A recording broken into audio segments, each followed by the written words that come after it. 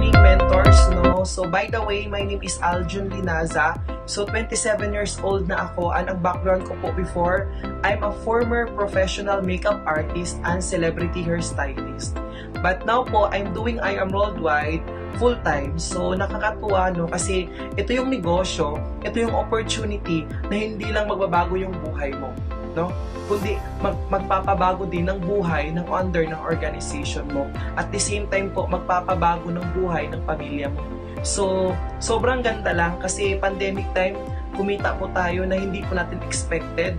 At the same time po, no, wala pong opportunity na same like this, pandemic time, kumikita ka. And syempre po, doing I Am Worldwide, may mga struggles po tayo. Ang pinaka worst struggle ko is syempre, marami po akong kaibigan na hindi po naniniwala sa akin. Pero sabi ko, okay lang. Okay? So, ginawa ko lang siya ng tuloy-tuloy. At naniniwala lang ako sa company, naniniwala lang ako sa sarili ko, and syempre kay Lord, na lahat ng meron sa mga nauna, kaya ko ding ma-achieve. And then right now po, no, nakakatuwa kasi kung dati po ako lang po yung pumapalakpak, right now po ako na din po yung kino-congratulate, ako na din po yung pinapalakpakan.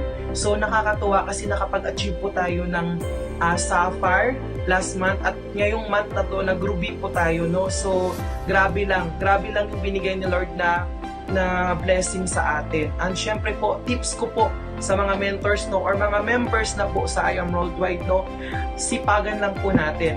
At syempre po, nandito na po tayo, no. Wala ka pong makikitang opportunity sa labas na kayang magbigay ng 100,000 per month, no. Isipin nyo po yun, wala po talaga. Kahit saan po kayo maghanap.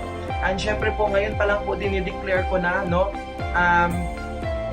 I am the next diamond, no. So grabe, na-excite ako sa magiging achievement ko, no. So yun lang naman, and I'm Aljun Linaza po, founder of Team Strikers, and I Am Worldwide.